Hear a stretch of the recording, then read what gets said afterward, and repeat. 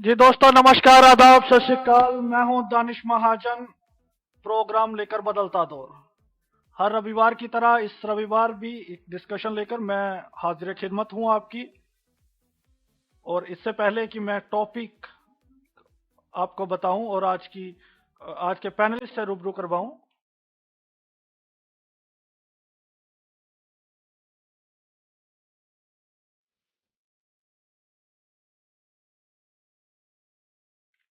इससे पहले कि मैं पैनलिस्ट से आपको मिलाऊं, आज की हेडलाइंस।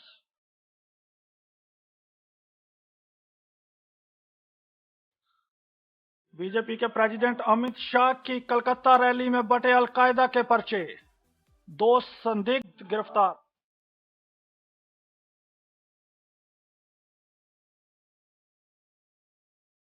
पेट्रोल और डीजल एक बार फिर से हुआ सस्ता। पेट्रोल 91 पैसे तो डीजल 84 पैसे।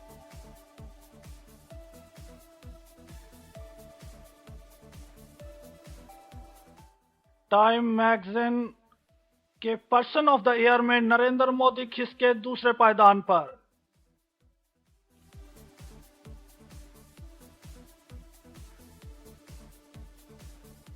National federation of the blind 3 दिसंबर को ऑर्गेनाइज कर रही महा रैली, सभी को जुड़ने का आह्वान।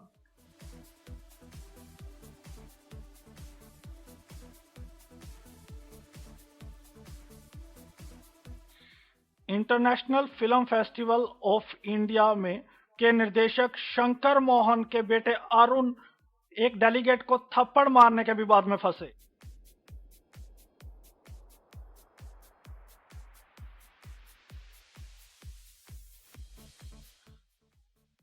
तालिबान का दावा, 39 भारतीय हैं जिंदा।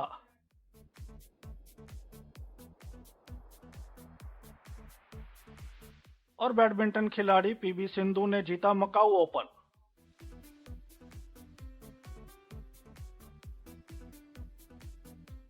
हेडलाइंस के बाद एक बार फिर से आपका स्वागत है और आज का टॉपिक और आज के पैनलिस्ट से रूबरू करवाने का समय। तो I have got Mr. Subramani is a sub-editor of Deccan Herald and the regular panelist of the discussions. Sir, welcome. Thank you very much, and nice to be in the show again.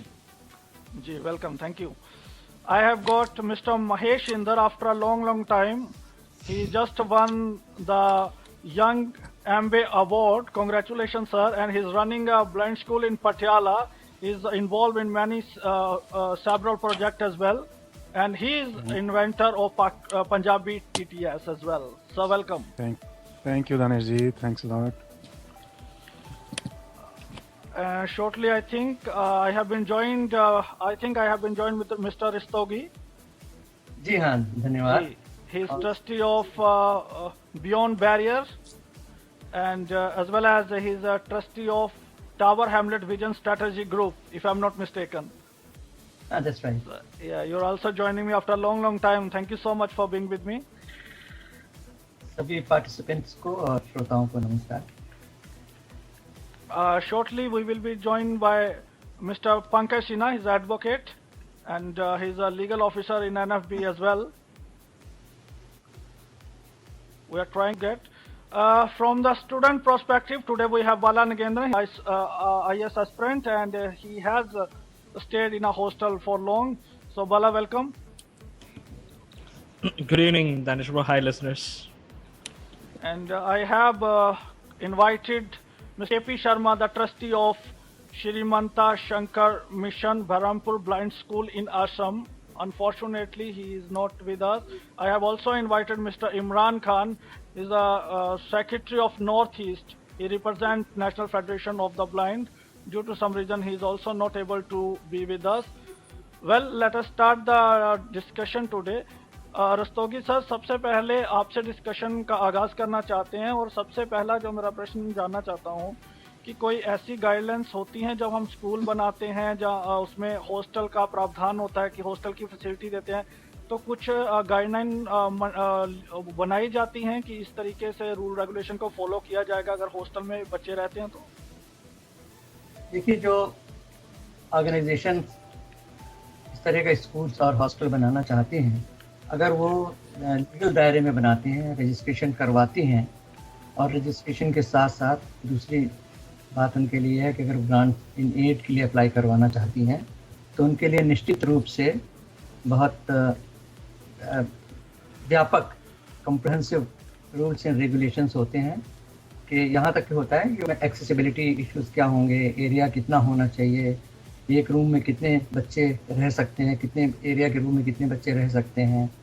इसके अलावा warden facilities, medical facilities, ये सारे norms उनको पूरे करने होते हैं अगर वो लीगल तरीके से अपना स्कूल और स्कूल के साथ हॉस्टल बनाते हैं या दोनों में से एक भी बनाते हैं। तो हर एक कैटेगरीज के लिए प्राइमरी स्कूल कितने बच्चे हो सकते हैं, उसमें एक टीचर कितने बच्चों को पढ़ाना चाहिए, ये सारे नॉर्म्स हैं, बिल्कुल हैं।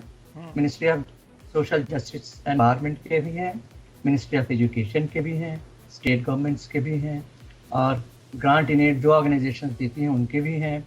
डिस्ट्रिक्ट एडमिनिस्ट्रेशन की तरफ से भी इस तरह के रूल्स एंड रेगुलेशंस होते हैं। प्लस जो रजिस्टरिंग अथॉरिटी है स्कूल्स की और हॉस्टल्स की, उनकी तरफ से भी रेगुलेशंस हैं।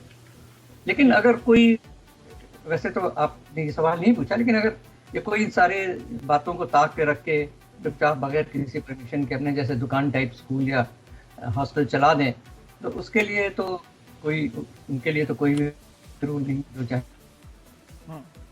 जी, मैं माफ़ी चाहता हूँ लिसनर्स, मैं टॉपिक से आपको रूबरू करवाना ही भूल गया। आज का जो टॉपिक है, आपको रस्तोगी सर की बातों से पता लग गया होगा। असम बेसिकली टॉपिक है violence among children in the hostel of special school.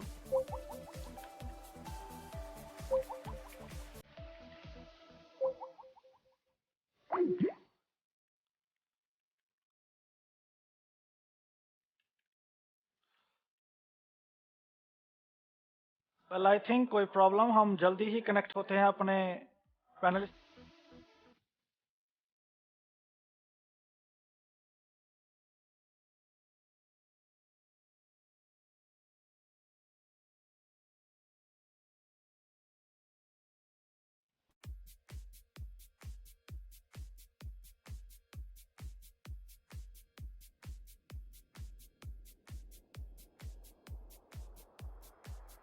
जी, तो रस्तोगी सर की बातों से आपको मालूम हो गया होगा टॉपिक का। बेसिकली टॉपिक है violence among children in the special schools.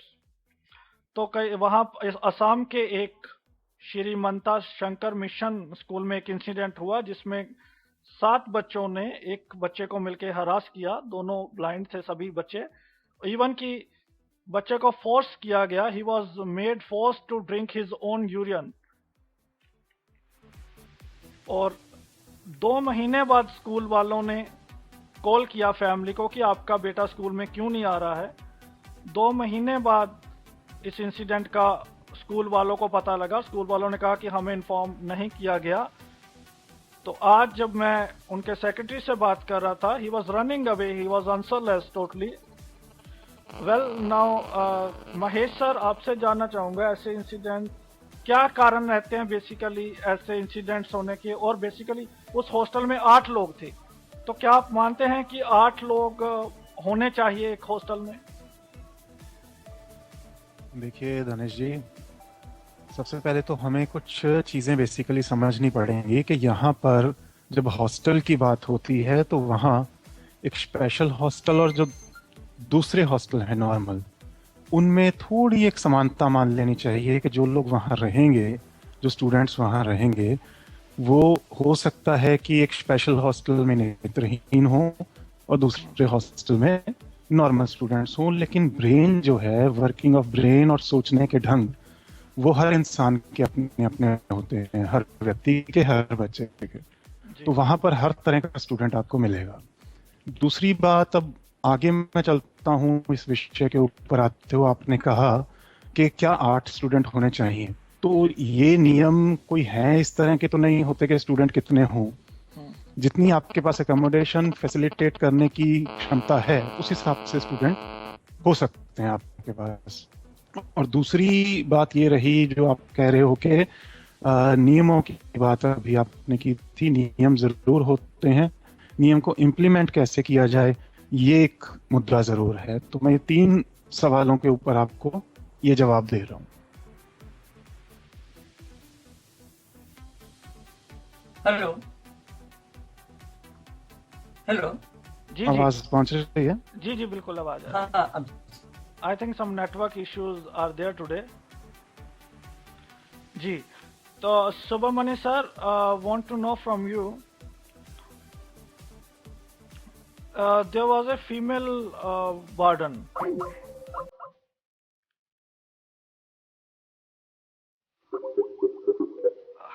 I think today internet.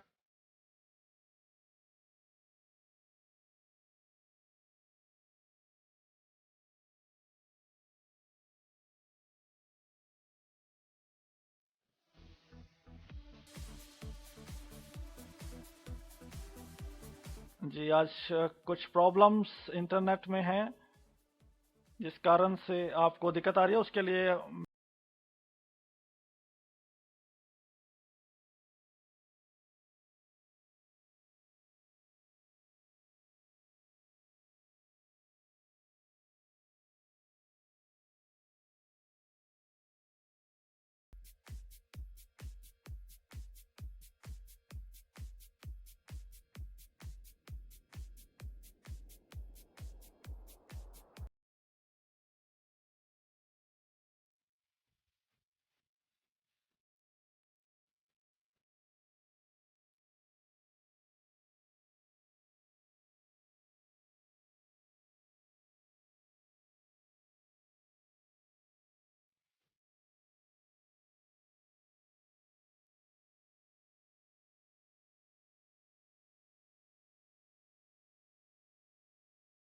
जी मैं जी I think Bala has a network issue today. Well, now we are with the panelist. जी, तो सुब्रमण्य सर, अगर इस इंसिडेंट की बात करें तो there was a female warden for the boys as well. So do you feel there should be a female warden because at night she cannot go inside the hostel? There are so many restrictions. So it can be the reason now boys are creating problems in the hostel. So because they are free from the fear that because warden cannot enter at night. There is an issue about that. I agree with you. See, what happens, I feel, is that any hostel situation, if you have the experience of being in a hostel, there is always a sort of a subculture or a culture that forms around the boys. One is there is always a sense of freedom. There is always a sense of non-accountability about boys. When they're very young, they are very impressionable. They are not in much of a control. So there are bullies, among the boys there are some bullies, and you do find these bullies acting against boys who are not so strong sometimes, and these kinds of incidents do come to light.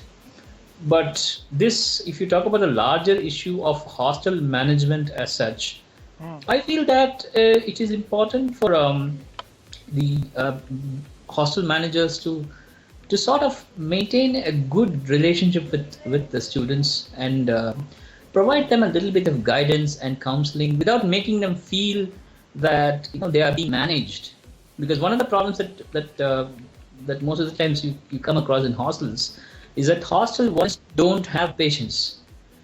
Okay, so imagine there are at least 100 inmates in a hostel, and probably 1 or 2 wardens. Actually, the hostels are understaffed. That's another problem.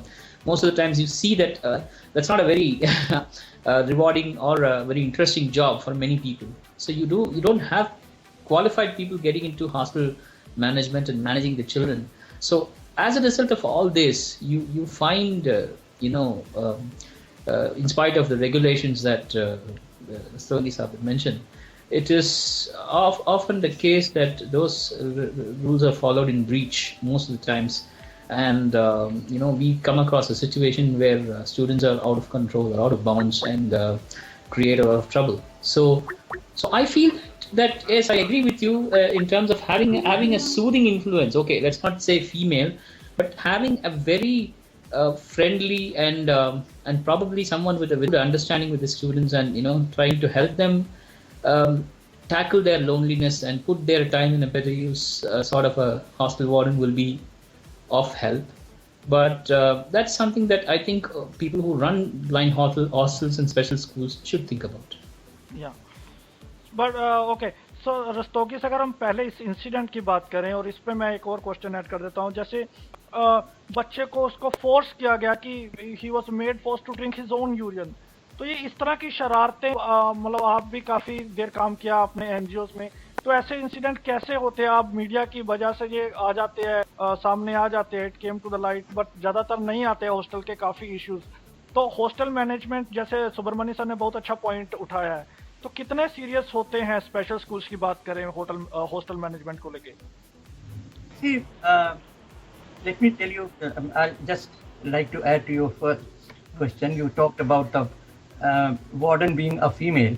So there is no issue whether the warden of a hostel is a male or female. See, I have studied up to matriculation in schools for the blind, and everywhere where I studied, I had women wardens, and in model school for blind children, I had not only women wardens, but even the hostel in charge, different in charges for the girls and boys were ladies. So there is no issue whether the warden should be a male or female. Now coming to your question about the management of the hostels, देखिए ये मैंने कहा कि depend करता है बहुत ज़्यादा individual institutions पे। जो इंस्टीट्यूशंस अच्छी तरीके से वेल मैनेज हैं और जिनके पास रिसोर्सेज हैं, और मैं तो ये मानता हूँ कि किसी भी को भी स्कूल या हॉस्टल से पहले अपने रिसोर्सेज को ज़रूर देखना चाहिए, और ऐसा नहीं होना चाहिए कि जहाँ जिसका जी चाहा चल पड़ा, ज़मीन पे कब्जा किया या किराए पे ली ज़मीन और हॉस्टल या स्कूल शुरू कर दिया। ये चल रहा है, और मुझे अफसोस है कि हमारी कैपिटल में भी बहुत सारे इस तरह के हॉस्टल्स हैं जहाँ इस तरह की गलत सलत कुछ बातें होती रहती हैं, मीडिया में आती रहती हैं। उस पर थोड़ा चेक लगाने की ज़रूरत है गवर्नमेंट की तरफ से भी, और जिम्मेदारी है हम जो बड़ी बड़ी हमारी एनजीओज़ हैं उनकी भी जिम्मेदारी है, बजाय इसके कि वो देखें कि यार अगर हम इस हॉस्टल को कुछ कहेंगे, कुछ मना करेंगे तो इनके तो हमारे यहाँ इतने वोट्स हैं, अगर उसको हम दूसरे को कहेंगे तो उसके यहाँ तो हमारे उतने वोट्स हैं।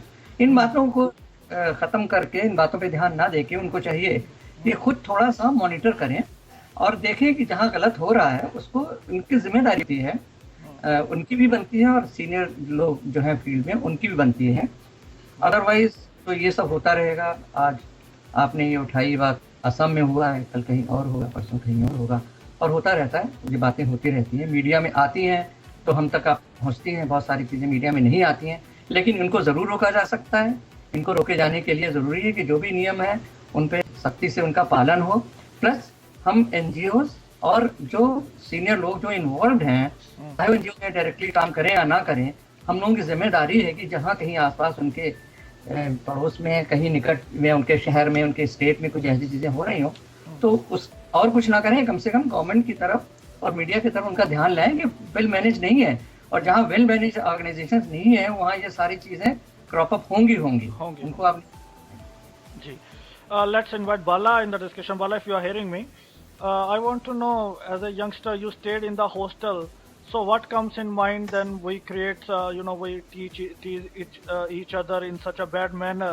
And I want to add one question. I want to ask, do you really think that the school management were not aware of this incident? The student is at home for 2 months. He did not come to the school, and this management did not even try to get to know what happened. Why he's not coming? As your first observation puts, that the hostel behavior. As I have stayed in the hostel, it has been in a different circumstance, because in the primary it was co-education, but the warden, as one of our respected panelists mentioned, the warden was a woman. And when I studied in my higher secondary, it was purely boys, so the warden was different. However, in terms of accommodation, as the statement says, boy has complained that there were 6 boys who have beaten him and who forced him to drink the urine. So from this we can understand if there is a room, if there are roommates, there are seven boys in a single room. There itself it proves the school lacks infrastructure facility. How can you put seven boys into a single room? Health hazards are there, health difficulties, locomotion, commutation. Well, you can say innumerous difficulties which I haven't faced in my hostel life. I have to mention. In your second observation, the 2 months vacancy, this raises a puzzling effect in me as well, because this is not a new thing. There itself we can understand school management should be held responsible in this case, because this is not only about a woman warden, it is about a woman warden who left the building in the evening. So in the night there were no one. There itself it implicitly proves, and the school contains the students from 1st to 10th standard. We can deal with the 5th or the primary or elementary category without male or female segregation, but when you are dealing with the 10th or higher secondary or higher school students, it is about adolescence. When you're dealing with the adulthood, opposite, or this has some psychological advancement when you have female warden for male and male warden for female. So there is a problem, I feel. और specially ये school 1955 को establish किया और अब तक मतलब infrastructure वहाँ पर फैसिलिटी नहीं दी गई प्रॉब्ली. और एक चीज मैं और बताऊं, perhaps it is the one school only. There are 3 headmaster in the school. 1 headmaster for primary level, 1 for 5th to 8th, and 3rd is after 8 till from 8 to 12th. So 3 headmasters are there. I don't know what is the need of that. Okay. Danish, if you just permit me, I'll just like to add one thing. जी. देखिए, अगर school वाले कहते हैं कि उनको 2 महीने तक पता ही नहीं लगा कि कहाँ क्या हुआ, तो ये भी उनकी इनएफिशिएंसी तो है. बिल्कुल. एक बच्चा 2 महीने से आपके स्कूल से गायब है या छुट्टी पे है या एब्सेंट है, और आपको कोई इस बात से फर्क नहीं पड़ता कि बच्चा क्यों है एब्सेंट, क्या प्रॉब्लम है. और इनकी जिम्मेदारी कि जरा सा भी अगर पत्ता भी हिले किसी रूम में तो उनको पता लगना चाहिए. इस तरह का उनका प्रॉपर मैनेजमेंट होना चाहिए. कंप्लेंट बगैर भी उनको पता लगना चाहिए कि कहाँ क्या हो रहा है. जी. And one fact today I want to share one fact. I don't know, somebody told them that secretary of the school, if you are not going to attend the discussion, they maybe Narendra Modi can intervene.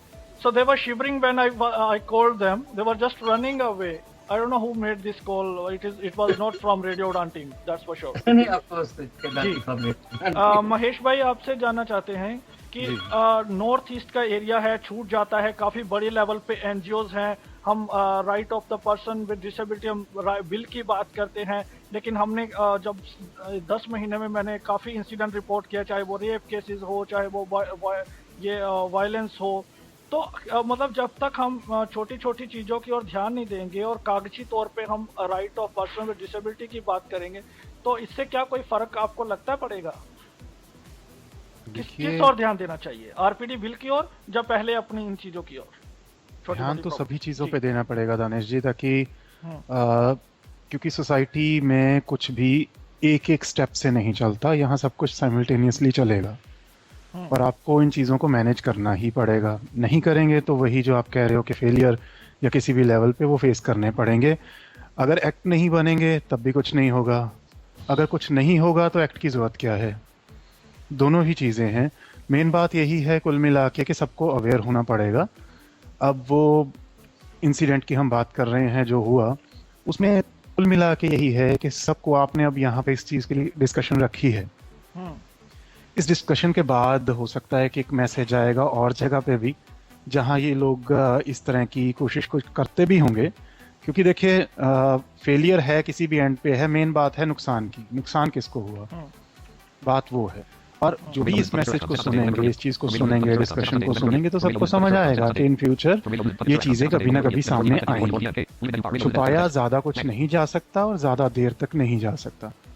चीज़ें अगर सामने आनी है तो main control सबसे पहले management का बहुत ज़रूरी है. आजकल कुछ फैसिलिटीज़ हैं हमारे पास, सीसीटीवी कैमराज हैं जिनमें रिकॉर्डिंग्स कई महीनों तक की रखी जा सकती हैं, और स्टाफ तो बहुत ज़रूरी है ही, लाजिम बात है. और स्टाफ के ऊपर कंट्रोल आपको करना ही होगा मैनेजमेंट को. और मैं उस केस में नहीं जानता कौन था कौन नहीं, मुझे नहीं पता और ना ही मैं कमेंट करना चाहता हूँ. लेकिन हाँ, इतना ज़रूर है कि अगर एक हॉस्टल है तो उसमें प्रॉपर स्टाफ और वो जिम्मेदार होना चाहिए. और नंबर 2 कुछ ऐसे आप प्रिकॉशंस ले सकते हो, जैसे मैंने अभी कैमराज की बात की, ठीक है, कोई प्लेसेस में आप नहीं रख सकते, लेकिन अदरवाइज जो मेन एरियाज हैं उन एरियाज में तो कैमराज भी इंस्टॉल किया जा सकता है ताकि ऐसी चीज़ें सब अवॉइड की जा सके। उनके लिए आजकल कोई लंबे चौड़े बजट की भी जरूरत नहीं है। एक कैमरा का जो है नॉर्मल, मुझे लगता है 30-40 हज़ार में पूरे का पूरा सेटअप इंस्टॉल कर सकते हैं, वो भी एक ऑप्शन है जी। बट उसके लिए ये ना इंटेंशंस होनी चाहिए। if they have the positive intentions they can do well।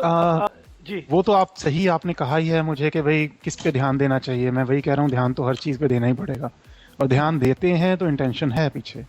जी अब ये तो केस है एक्चुअली, इफ है यहाँ के ऊपर, तो इसको डिफाइन अभी करना अपने लिए मुश्किल है जी। Shubham sir, Yeah. what role CCPD can play in this particular matter? Can CC intervene? Yes, I feel that, see, ultimately, if you look at any incident that comes out of the blind schools, I particularly would like to refer to an incident that happened in Kakinada some time back, Yeah. where, a school correspondent was captured on a mobile phone, abusing children. See, there is certainly an environment for abuse in hostels and schools. Okay, sometimes what happens is that the parents don't have direct control on children. Once they leave the children, it's the custody of the children is with the special schools. I'm not trying to say that all the schools are bad, but I'm also trying. I'm all that I'm trying to tell you is that there is an environment for abuse. Okay, that is very disturbing. That is extremely disturbing, and CCPD intervention is needed. CCPD should intervene and make sure that nobody treats special schools or hostels as a charity. See, one of the biggest problems that we face today in society is that many people think that blind people only deserve so much, disabled people only deserve so much. Okay, because they are disabled, they are not going to get anything. So you give them a little bit, that's okay. That is basically because of the charity mentality. And charity mentality is something that we want to get rid of. That's why we have the United Nations Convention for Rights of Persons with Disability. And CCPD must see to it that this is implemented rigorously, and see to it that all the schools are basically, treated as educational institutions where skill and knowledge are imparted. This is not for charity. Okay, once the charity mentality goes, I'm sure most of the problems will take care of itself. Resource, for example, is an issue because everybody thinks that this is enough. Why should a blind school require so much money? But instead of thinking that way, you should think that all those students who are studying in the blind school are going to come out and play some part in the society. They're going to contribute and live as dignified human beings in the society. If that mentality sets in at the highest level of decision making and policy making, I'm sure this will change. Okay, Rastogi sir, आपसे जानना चाहूँगा कि जैसे Subramanya sir ने कहा, so now I want to know कि if we talk from the point of view of the parents, they don't know what is CCPD, so they cannot straight away go. NGO, what can NGO do? तो वो NGO को कहाँ कैसे करना चाहिए, क्योंकि वो स्कूल वालों का एक इंटरनल मैटर है, तो उसको उनके पेरेंट्स के साथ मिलना चाहिए। जो आप कैसे सुजेस्ट करेंगे अगर एनजीओ को इंटरवीन करना है, तो किस तरह की एनजीओ किस तरह से क्या इंटरवीन कर सकती है? देखिए, इसमें दो बातें हैं। कोई भी एनजीओ सीसीपीडी को अप्रोच कर सकती है, आप भी कर सकते हैं, मैं भी कर सकता हूँ, एक मेल डाल सकते हैं अगर जितनी ज़्यादा जानकारी आपके पास अवेलेबल हो उसको लेके। और सीसीपीडी इन टर्न डायरेक्ट शायद इंटरवीन नहीं करेगा, क्योंकि हो सकता है आसाम में अपना commissioner for persons with disabilities हो, या वो नहीं है तो जो director of social justice empowerment होंगे, उनको डायरेक्शंस दे सकते हैं कि इसकी पूरी तहकीकात करके और सही रिपोर्ट दो। तो इस केस में तो ये हो सकता है। और जहाँ तक है कि पेरेंट्स को इसकी जानकारी नहीं है rights for persons with disabilities की या सीसीपीडी की, तो ऑब्वियसली पेरेंट्स जो जागरूक पेरेंट्स हैं उनको तो होगी। जो बिल्कुल जागरूक नहीं है, जो इस तरह के बच्चे को स्कूल छोड़ गए, फिर अपना वो सोचेंगे कि छुट्टियों में बच्चा ना आए घर तो अच्छा है, वहीं रहे तो ज़्यादा अच्छा है, तो ऐसे पेरेंट्स के लिए तो जानकारी हो तो भी ठीक है, नहीं है तो भी कोई फ़र्क नहीं पड़ता है। तो ज़रूरत इस बात की है कि पेरेंट्स अवेयरनेस स्कूल वालों को ही करनी होती है। स्कूल वालों को ही पेरेंट्स को ये ज़रूर एहसास दिलाना होता है कि ये इनका स्कूल जो है वो ऑर्फनेज नहीं है कि आप छोड़ के बच्चे को चले गए और बिल्कुल निश्चिंत हो गए। उनको ये बात की जिम्मेदारी एहसास कराना ज़रूरी है कि बच्चे की खोज खबर लेना उनका फ़र्ज भी है और बच्चे का ये हक भी है। ये हर स्कूल को अपने लेवल से ज़रूर इनिशिएट करना होगा। कुछ स्कूल करते हैं और कुछ स्कूल नहीं करते। मैं आपको मतलब बहुत पुरानी बातें हैं, लेकिन मैं तो वही बताऊंगा जो मेरा एक्सपीरियंस है। हम लोग मॉडल स्कूल से अकेले घर नहीं, छुट्टी के दौरान अकेले घर नहीं आ सकते थे। ज़्यादातर स्कूलों में ये होता है कि छुट्टियां हुई, बच्चों ने कंसेशन फॉर्म साइन कराया और चल दिए। वहाँ पे है कि पेरेंट्स को कम से कम मेन छुट्टियों में, जो 2 छुट्टियाँ बड़ी होती हैं, उनमें पेरेंट्स को ज़रूर आना ही पड़ेगा बच्चे को लेने के लिए और बच्चे को छोड़ने के लिए। कम से कम इतना तो कर ही सकते हैं। जब वो ये उम्मीद करते हैं कि एजुकेशन फ्री है, उनका बोर्डिंग फ्री है, लॉजिंग फ्री है, तो इतनी छोटी मोटी जिम्मेदारी तो उनको उठाना ही पड़ेगा। और वो बच्चे से जब डायरेक्ट कांटेक्ट में रहेंगे तो बच्चा अपनी ज़रूर जो प्रॉब्लम्स होंगी पेरेंट्स के साथ डिस्कस करेगा, पेरेंट्स स्कूल एडमिनिस्ट्रेशन के साथ डिस्कस करेंगे। तो ये पेरेंट्स की भी जिम्मेदारी है और इसमें भी स्कूल को एक बहुत इम्पोर्टेंट रोल प्ले करना पड़ेगा। जी, तो हमारे साथ पंकज सिन्हा भी जो कनेक्ट कर रहे हैं। मैं उनके पास जाऊं, मुझे 1 मिनट की ब्रेक के बाद लिस्टर्स में आपसे रूबरू होता हूं। आप बने रहिए रेडियो उड़ान पर। 30 second break only.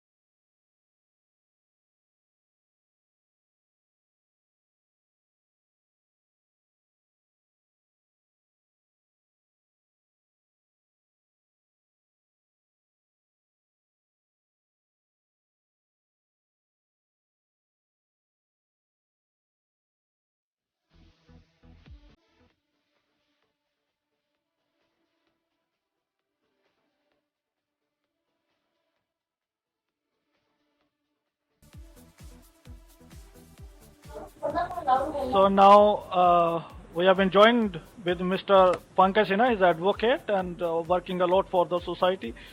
Pankaj ji, आपसे स्ट्रेट अवे आप अवगत हैं सिचुएशन से, जो असम के इंसिडेंट की हम बात कर रहे हैं। तो क्या आपने ओपनिंग कमेंट्स है, कहां पर आपको कमी दिख रही है?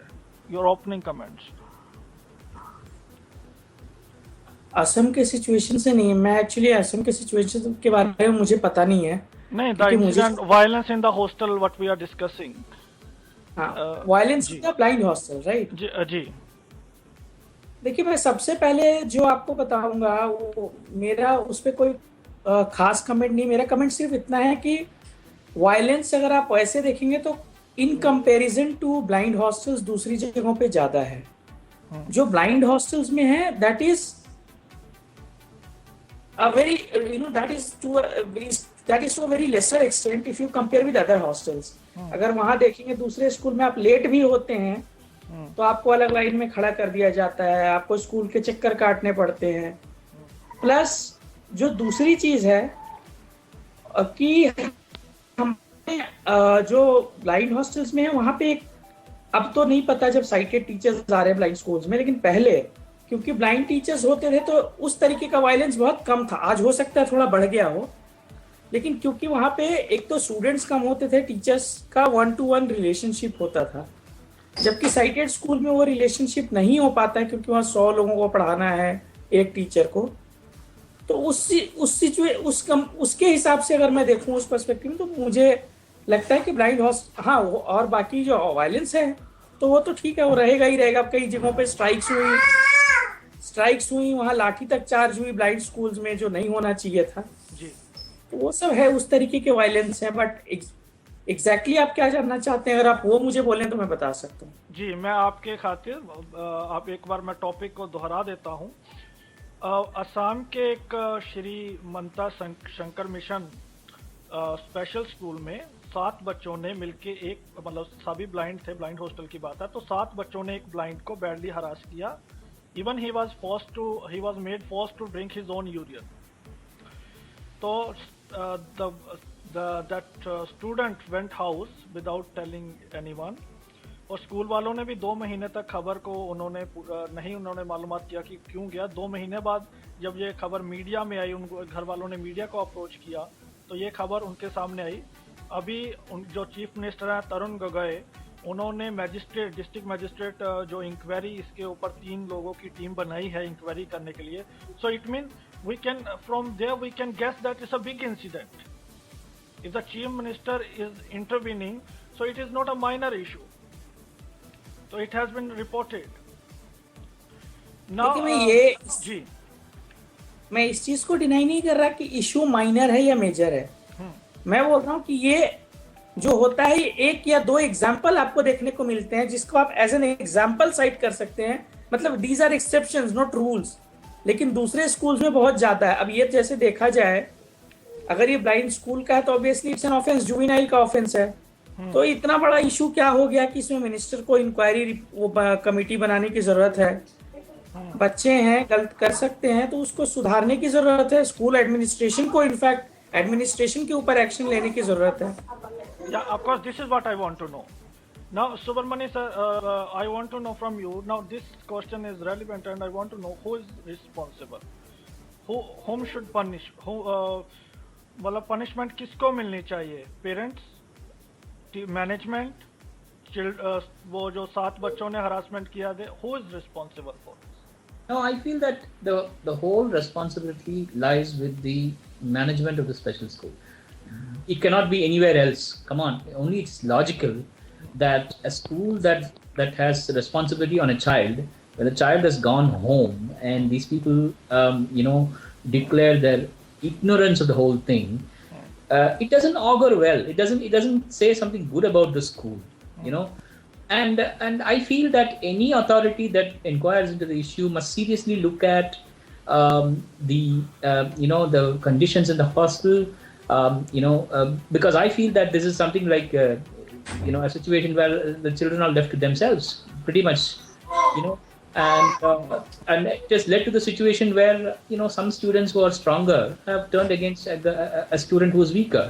So I think the responsibility lies with the school. There's no doubt about it, and I think it's a good lesson for people at the highest level that they should establish checks and balances instead of just completely trusting a school management or a particular warden. They should keep checks and balances so that everybody is aware of what the consequences of not taking care of the children in a proper way. See, Mr. Subramaniam, I would like to add on. See, these are, even apart from administration, even children who harass those people should also be prosecuted, because these are children in conflict with law, you can say, because who have committed some offense. But because this certain incident took place in an institution which is meant for the blind, and to resolve that issue sympathetically, the chief minister just went on to set up an inquiry committee. That shows that does not show sensitivity of the minister. If he, because these things keep happening, and if something happened in a blind institution, these people should have been prosecuted as per the law. So far as administration is concerned, again you will see there is lack of coordination between parents and administration. When parents came to know about the incident, they did not report the incident to the institution. So I don't know what was the role of administration. Administration might have tried to hush up the issue. That is also one possibility. But they denied to come for discussion, by making several calls as well. Okay, well Pankaj ji, आपको hold करूंगा थोड़ी देर के लिए। महेश जी, आपसे जानना चाहूंगा, आप भी एक हॉस्टल चला रहे हैं, तो टू बी वेरी फ्रैंक, जब हम हॉस्टल खोलते हैं, चलाते हैं, तो किन बातों का आपने ध्यान दिया था जो आप रेकमेंड करेंगे इन बातों का ध्यान देना चाहिए? देखिए, सबसे पहले तो ये हॉस्टल और स्कूल्स अकेले नहीं चलाए जाते। इसके पीछे एक बड़ी मैनेजमेंट होती है, एक पूरा सेटअप होता है और एक बॉडी होती है पूरी जो फंक्शन कर रही होती है इस सारे इंस्टीट्यूट के पीछे। हाँ, बात आती है जो दूसरी जिसके ऊपर आपने अभी कहा कि किन चीज़ों पे ध्यान देना चाहिए। देखिए, वो हर चीज़ जो ध्यान देने के लायक है एक आम कोई पब्लिक हॉस्टल के लिए, जो स्कूल, हॉस्टल, कॉलेज, यूनिवर्सिटीज़ में होते हैं, सेम उन सब चीज़ों का ध्यान यहाँ भी देना ज़रूरी है। क्योंकि हॉस्टल में आके आप स्पेशल टीचिंग नहीं कर रहे हैं, हॉस्टल में आप कुछ पढ़ा नहीं रहे हैं। हॉस्टल रहने के लिए है, जहाँ आप रहने की जगह दे रहे हैं, खाने पीने की दे रहे हैं, एजुकेशन हो रही है स्कूल में। वो स्कूल अलग हो सकता है, वो स्कूल उसी इंस्टीट्यूट के अंडर हो सकता है, वो अलग चीज़ है। तो हॉस्टल में तो देखिए रूल्स होंगे। रूल्स किस लेवल पे मैनेजमेंट ने डिसाइड किए हैं, वो मैनेजमेंट टू मैनेजमेंट या एक ग्लोबल रूल्स जो एक हॉस्टल पे इम्प्लीमेंट होते हैं, वो सब के सब वहाँ पर होने ही चाहिए। और स्टाफ प्रॉपरली होना चाहिए ऐसा कि जो, देखिए इसमें क्या है कि बाकी जगह पे जब ये बात आती है, जैसे अभी पंकज जी ने भी कहा कि वहाँ और यहाँ कंपेयर कर लिया जाता है। देखिए, वार्डन एक नॉर्मल हॉस्टल में भी होगा जहाँ पे लड़कियाँ लड़के सोसाइटी से पढ़ने आते हैं।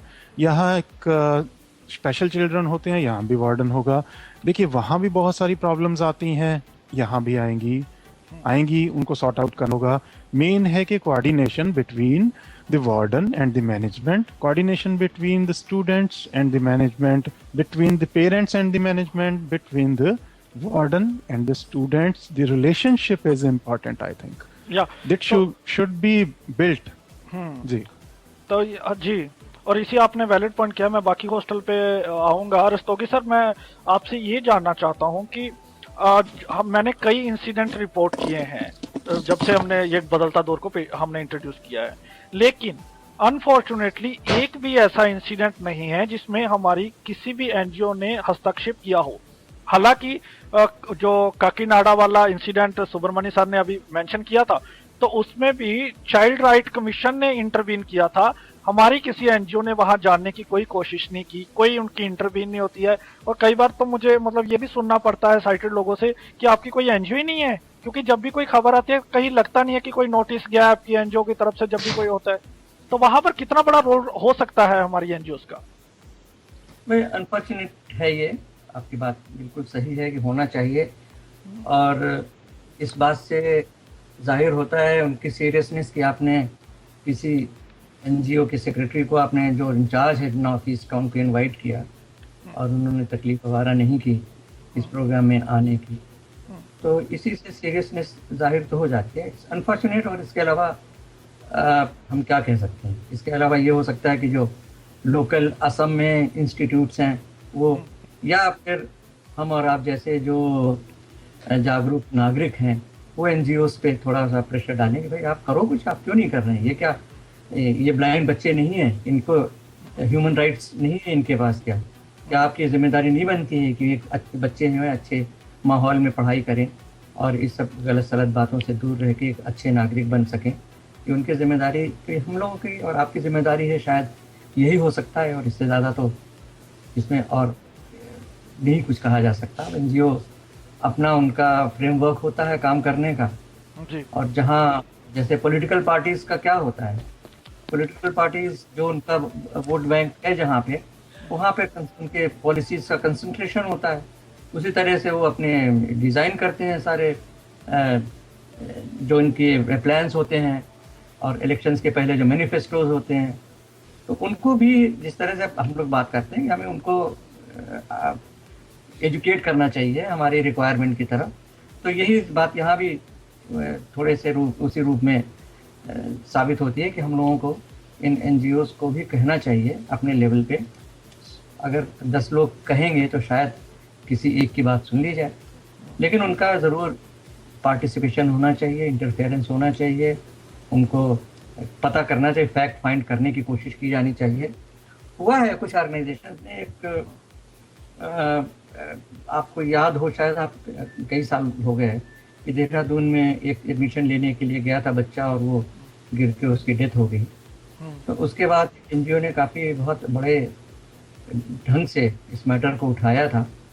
तो इस तरह से कुछ उठाए जाते हैं इश्यूज, लेकिन अब ये है कि सिलेक्टिवली उठाने के बजाय एनजीओज को चाहिए जहाँ भी कहीं इंजस्टिस हो रहा हो और जहाँ उनकी के पास उनकी जानकारी हो, उसको और फिर जानकारी पुख्ता करके ज़्यादा ठीक से पता करके फिर उनको प्रोएक्टिव ज़रूर एक्शन लेना चाहिए, अपनी तरफ से ज़रूर प्रपोज करना चाहिए। इस मैटर में तो अपने आप देखिए चीफ मिनिस्टर ने किसी के प्रेशर से लिया या सो को एक्शन लिया, कि ले लिया, अपने आप में बड़ी बात है ये कि कम से कम एडमिनिस्ट्रेशन के थ्रू एक अच्छा मैसेज जाएगा और मैनेजमेंट को इसका जवाब देना पड़ेगा।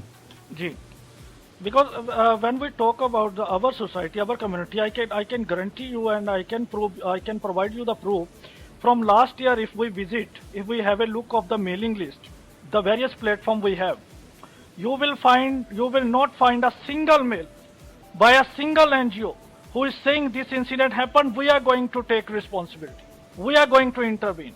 Instead of, you will see, we are conducting this program, we are conducting that program, today is my program, tomorrow I will do that, tomorrow you come there, we will conduct a meeting. Nobody will talk about the social issues, what is going, what is happening inside. Everybody has compromises. One person is not going to speak about against other NGO. I don't know what is this policy all about. Well, I will invite Bala. Bala, as a youngster, are you satisfied in these cases? The work has been done by the NGOs, the responsibility they are performing. You are also doing study over it. Yeah, basic thing. The NGO. Let's omit this term as NGO. Let's talk about civil representatives or civil society for the visually challenged. I can find civilians there among visually challenged, but I couldn't find society among the civilians. This is what the catastrophic impact that we feel nowadays, because see, this issue is not a small thing that a student has been made to drink his urine alone. The boy has been threatened to be killed for 2 days. He says that they have torn up his bedsheet or pillow and they have tried to kill him twice. As Pankaj put it, can we include this under juvenile delinquency alone, or we have to go by looking into the entire school atmosphere? According to me, the school itself runs as a charitable moment under the umbrella of charity.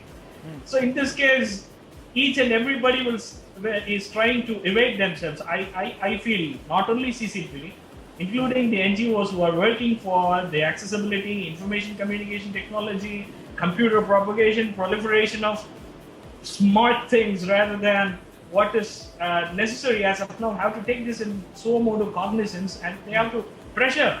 Even the NGOs has to pressure CCPD if the CCPD is not taking this issue under his suo modo cognizance. Okay Pankaj ji, आपसे जानना चाहूंगा, क्या PWD act में कुछ ऐसा प्रावधान है कि जिसमें बच्चों की हॉस्टल में सिक्योरिटी की बात की गई हो कि उनको ऐसी सिक्योरिटी दी जानी चाहिए अगर ऐसे इंसिडेंट्स कोई होते हैं, या इंफ्रास्ट्रक्चर को लेकर कि अगर आप कोई इंस्टीट्यूट बनाते हैं तो ये इंफ्रास्ट्रक्चर होना चाहिए? और क्योंकि आप एडवोकेट हैं, एक सवाल और जोड़ देता हूं, अब स्पीडी जस्टिस के लिए पेरेंट्स को क्या करना चाहिए? पीडब्ल्यूडी में एज सच तो ऐसा मुझे कोई प्रावधान ख्याल नहीं आता। पीडब्ल्यूडी में बस स्कूल्स के लिए जो अच्छी एजुकेशन देने की ही बात की गई है और अच्छा और एक अप्रोप्रिएट एनवायरनमेंट देने की बात की गई है। तो अगर उस अप्रोप्रिएट एनवायरनमेंट को आप रिलेट करें कि अप्रोप्रिएट एनवायरनमेंट में ये भी आता है कि आप बच्चे को हरास ना करें और बच्चे को सारी सुविधाएं दें, तो वो ज़रूर है कि उसको एक मतलब वो प्रॉपर एनवायरनमेंट देने की बात है, क्योंकि hostel is ultimately part of the school. और जब वो बच्चा स्कूल के ही बेसिकली उसमें रहता है, स्कूल के ही सुपरविजन में रहता है जब वो हॉस्टल में होता है। इसके अलावा अगर आप देखेंगे तो जो UNCRPD है उसका एक आर्टिकल है, अगर रस्तोगी साहब मुझे करेक्ट करें, हो सकता है मैं गलत भी हूँ, 4.3, जो क्लियरली कहता है कि इस तरीके के डिसेबिलिटीज के या बच्चों के इंटरेस्ट को प्रोटेक्ट करने के लिए जो चिल्ड्रन विद डिसेबिलिटीज और जो डिसेबिलिटी NGOs हैं उनका भी रोल होता है कि वो आप आए और इनके इंटरेस्ट को प्रोटेक्ट करे। तो ये सब चीजें हैं जिनके और इनको इस्तेमाल किया जा सकता है, लेकिन स्पेसिफिकली सिक्योरिटी से रिलेटेड कुछ भी नहीं है। बाकी सीवियर इंस्टीट्यूशंस को मेंटेन करने की बात करता है PWD एक्ट जी। और जहां तक बात रही स्पीडी ट्रायल की, देखिए स्पीडी ट्रायल तो अब इससे स्पीडी ट्रायल तो शायद ही कुछ हुआ कि मिनिस्टर ने इंक्वायरी बिठा दी है मैनेजमेंट के अगेंस्ट, और बाकी उसमें स्पीडी ट्रायल का तो ये है कि FIR के बाद जब वो चार्जशीट आएगी फिर ये जुवेनाइल्स का तो मैं यहाँ पर आपको 1 मिनट के लिए होल्ड करना चाहता हूँ आपसे। मैं थोड़ा सा क्वेश्चन को मैं लिसनर्स के लिए पूछ रहा हूँ। इस केस में तो चीफ मिनिस्टर ने इंटरवीन किया। इन केस अगर कोई चीफ मिनिस्टर नहीं करते हैं और उस सूरत हाल में कोई ऐसे बच्चे होते हैं जो डरते हैं, इंसिडेंट को नहीं रिपोर्ट करवाते हैं, तो उनके पास क्या मतलब आप उनके क्या सुजेस्ट करेंगे अनफॉर्चुनेटली अगर किसी स्टूडेंट के साथ होता है? देखिए इंसिडेंट का रिपोर्ट होना तो बहुत जरूरी है, बिना रिपोर्ट हुए तो आपको पता ही नहीं चलेगा। अब इसमें भी 2 महीने के बाद पूरी बात आई है। 2 महीने के बाद को अगर एक लॉयर की पर्सपेक्टिव से देखूं मैं, अगर मुझे डिफेंड करना होगा अपने केस में, तो मैं तो यही बोलूंगा पता नहीं इसमें से कितनी बात सच बताई गई है, कितनी बढ़ा के बताई गई है, वो सब भी इश्यूज हैं। लेकिन अगर कुछ इस तरीके का होता है तो आप इसको प्रिवेंशन मैकेनिज्म ही अडॉप्ट कर सकते हैं, और जो एडमिनिस्ट्रेशन कर सकते हैं कि इस तरीके के इश्यूज को आप होने से पहले रोक कैसे सकते हैं। अदरवाइज तो जब तक ये इश्यूज रिपोर्ट नहीं होंगे आप इनका कोई सॉल्यूशन है ही नहीं। अगर किसी बच्चे के साथ कुछ होता है तो उसको तुरंत रिपोर्ट करना जरूरी है। तो कुछ इस तरीके की कुछ मैकेनिज्म आप डेवलप करें कि या तो इंसिडेंट हो ना, और अगर हो तो बच्चा इतना सिक्योर फील करे कि वो जैसे ही उसको जो भी सूटेबल टाइम मिलता हो उस टाइम पीरियड में उनको आइदर एडमिनिस्ट्रेशन को या फिर अपने पेरेंट्स को उस इंसिडेंट के बारे में रिपोर्ट करे। कोई एनजीओ भी है ऐसी जिसके पास वो जा सकता है? नहीं, मेरी नजर में कोई ऐसा एनजीओ तो नहीं है, लेकिन हाँ आजकल तो एक्चुअली इसको आप जुवेनाइल्स के राइट्स के साथ अगर आप जोड़ के देखते हैं तो बच्चा नहीं, मेरे हिसाब से I am very happy, Mr. Pankaj Sinha. I'm seriously happy. At least you have honesty to say yes, of course, there is no NGO. I am happy today you are making this comment. Well, coming back to the hostel, now I have a report I want to share with you. There are such hostels, जैसे महेश जी ने पहले बात कही कि कुछ hostel school के अंदर हैं, कुछ सिर्फ हॉस्टल हैं जहां बच्चों को हॉस्टल स्कूल अलग स्कूल बच्चे जाते हैं, लेकिन उनको रहने की फैसिलिटी दी जाती है, खाने की। There is a hostel in Delhi, in Seva Kutir, I feel. You can visit any time. You will find the alcohol all the time. Even if you are a guest, you can drink there. Nobody is taking care of that. Now coming back to Punjab, there is a hostel. At 4 o'clock, if you don't go to Gurdwara, they will send you at home. You have to follow. Doesn't matter. There are many hostels, I can say. There are such good hostels as well, like AICB. I reported some of the students told that is very good hostel. So if Mr. Subramani, if we speak the hostel who are outside the school, so what you are also writing an article. What is your take on it? People are opening only for the money sake or the power sake. What is their intention? What? No, I think what I find it very disturbing, as I told you earlier, is that one, there is definitely there is an environment for abuse. You always see that a hostel warden or a hostel manager can get away with abuse. Okay, children in most cases don't report because they're afraid of the hostel management. They're afraid of being thrown out of the hostel. So they are being threatened also with they will be killed or they'll be hurt. So most of them don't report. Okay, most of the biggest abuses don't come out of the hostels at all. That's my. I mean, these are not in the public domain. Nobody will agree. Even if I confront them with facts and whatever I have investigated, people will not agree. But definitely there is a fear psychosis. And secondly, I feel that hostels are sometimes overcrowded, sometimes very poor facilities are very poor, and people generally run these things for charity. I definitely agree with you. saying that, I have a charity institution, I have, hostels for the blind. These are things that people of good repute in the society use to their advantage. Okay, and definitely there are laws. I'm sure Rastogi sir and Pankaj ji will agree that there are rules, but there are no systems. There are two different things. Having rules, India is good at framing rules. We are very good at framing. We have learned that from the British. We know how to frame the rules. But framing rules is very different from putting the system in place, because only systems can protect children from abusers. Okay, again, you mentioned a lot of things. There are different rules, are different from abuse. Okay, strict rules needs to be implemented. If you want children to grow up in a disciplined way, you have to implement a certain set of rules. But abuse is different. If they don't follow the rules, if somebody gives them lashes on their belts, or if they're caned or treated in a very abusive way, that is not acceptable. So these are things that only a system can take care. Okay. In this case, blind students are virtually abandoned. The very sad thing is that even parents sometimes don't take responsibility for them. They just leave them, and then probably they trust the school, and then they leave. There are very few parents who even pick up the children and take them home. So whatever, I've not inquired much about this subject, but whatever little inquiry and interviews that I've made, I understand that there is definitely a very, very big atmosphere for abuse that exists in blind hostels today, and we have to take care of it. Yeah. So before I come for the closing comments, because running short of time as well. There is a hostel in Ludhiana, VRTC school. There is a hostel for the kids, small children. 20 children in 5 beds, on 5 beds. So 5 beds, 20 children. And one of the hostel, I spoke to one person for making my report ready. I asked him. He said the toilets are in the hostel. I asked, why are you not saying them to change it if it gets older or there is a great smell? So he said, I spoke to the authority, and authority replied me, if we will replace the toilet again, you people have to spoil it. So what is the need of replacing? So this sort of responses in the hostels. Okay, sorry, Danesh. I need to make one more point. We are forgetting the biggest elephant in the room, which is sexual abuse.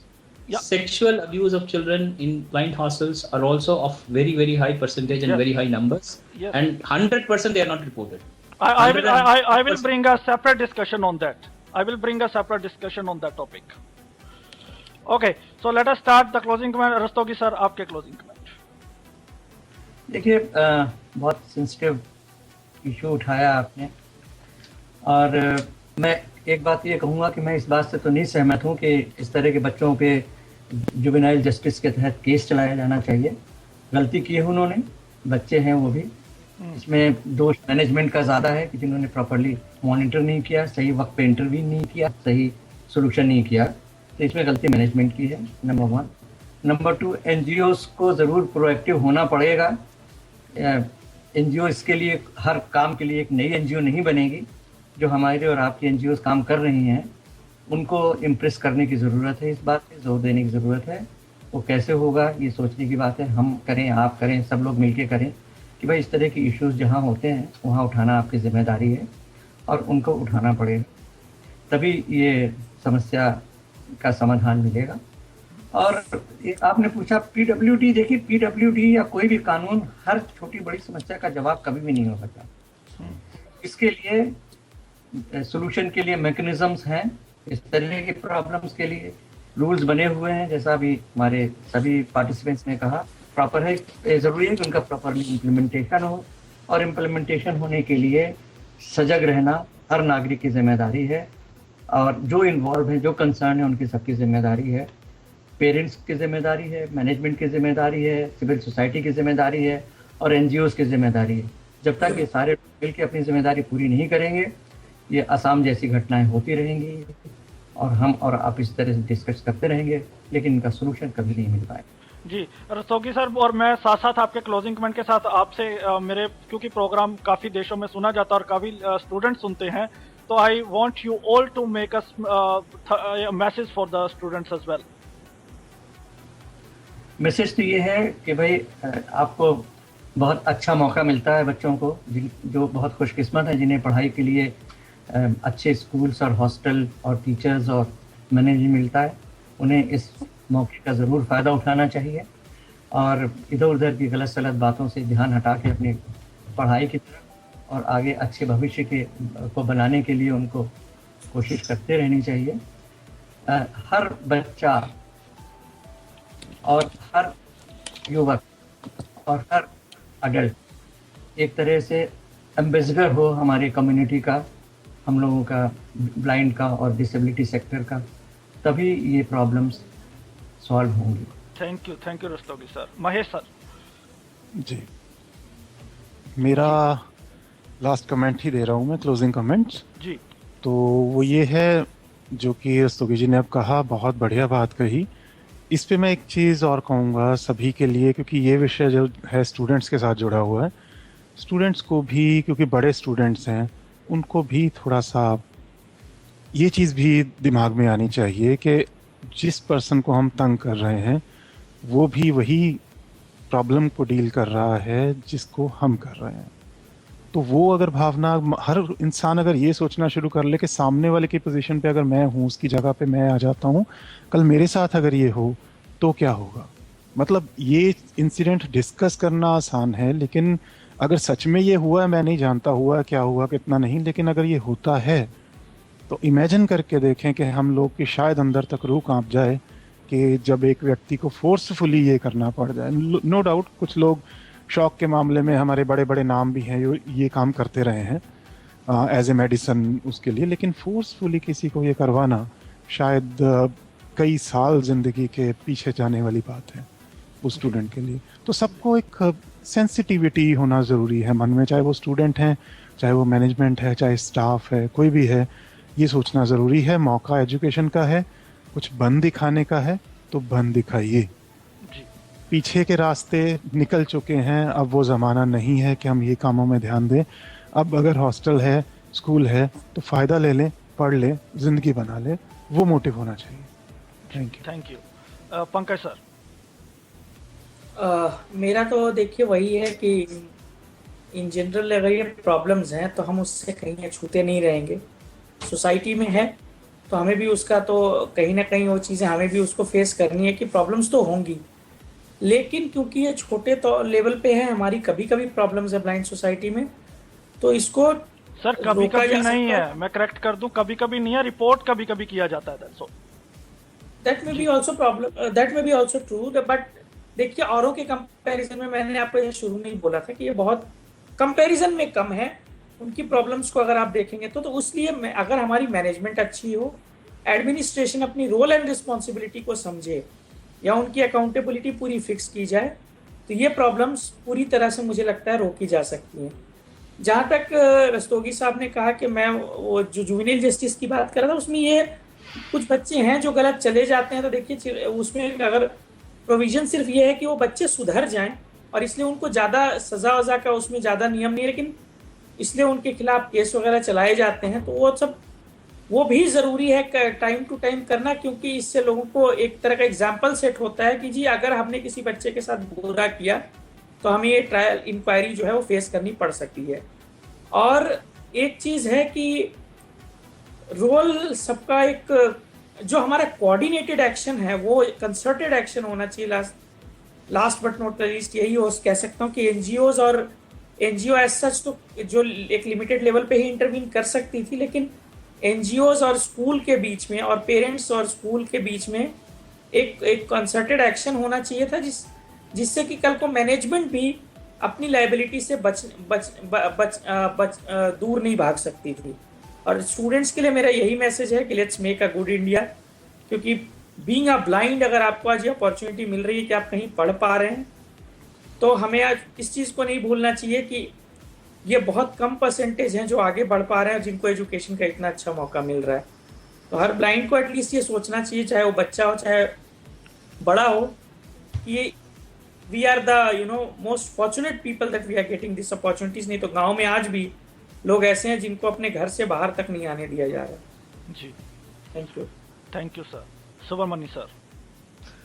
Okay, first of all, I feel that there has to be more proactive steps. The Chief Minister has acted in this case, and it's more of a reaction and more, in my opinion, to sort of protect him being, it's a damage control.